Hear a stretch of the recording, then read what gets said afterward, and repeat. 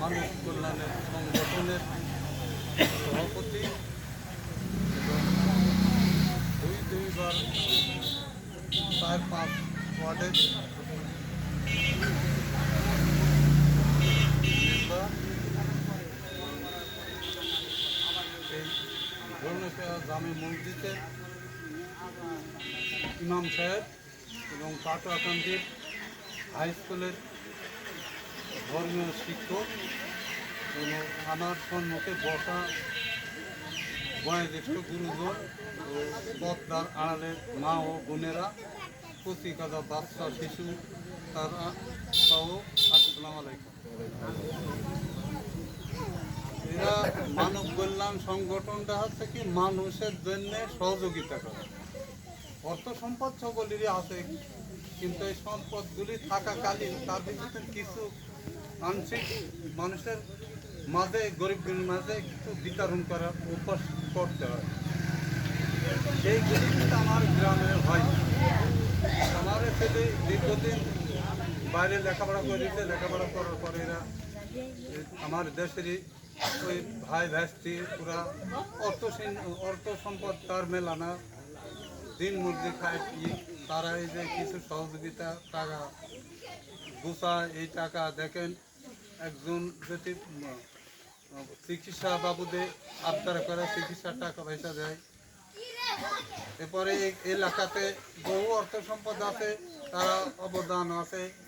এই মসজিদ ও গোরস্থানের যে একটা ওরা দান গত যে দানটা করেছে, এতে এলাকাবাসী খুশি। এরা 2000 থেকে 2013 সাল পর্যন্ত ওরা এই সংগঠনটা খুব তীক্ষ্ণ গ্রেনে চালাচ্ছে। অন্য জায়গায় এই ধরনের চালানি খুব কঠিন হবে। এরপরে আমার এই যে ইমাম সাহেব আছে, সে আমার একটু বিতি ভাই, ও দীর্ঘদিন এই প্রতিষ্ঠানের বয়োজ্যেষ্ঠ লোকের অক্ষর দান দিচ্ছে, চক্ষু দান দিচ্ছে। তারা নামাজ কালাম ধর্মের পথে আসার জন্যে শিশু বাচ্চা এবং বয়স্ক লোক তার সহযোগিতা হচ্ছে। শিক্ষকতা করতে তার সীমিত তাকে বেতন দেওয়া হয়। এরপরে যে বই পুস্তকগুলি সব মান না, যত লোকজনই আসুক পড়াবে তারে কোরআন শরীফেরা দান করছে, তার কোনো পয়সা করি কারো কোনো ছাত্রছাত্রী দেয় না। এই যে এরা দীর্ঘদিন চালাচ্ছে, এই চালানের বিনিময়ে আপনারা একটু সহযোগিতা করবেন।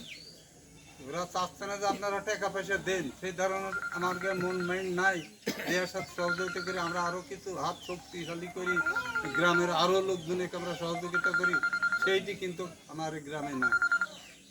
তবু এরা বাইরে যারা বিদেশ ভ্রমণ করছে তার সাথে একটু সহযোগিতা করে, তারা কিঞ্চিত পরিমাণ যেটুকু দেয়, তাইলে এরা এই সাধারণত লোক মিলিতভাবে এরা এইগুলি বন্টন করে। প্রত্যেকেই দেয়, ধরেন এই বুঝতে কাপড় দিতে, আর একে কিছু মিষ্টি বাড়িতে সহযোগিতা করে।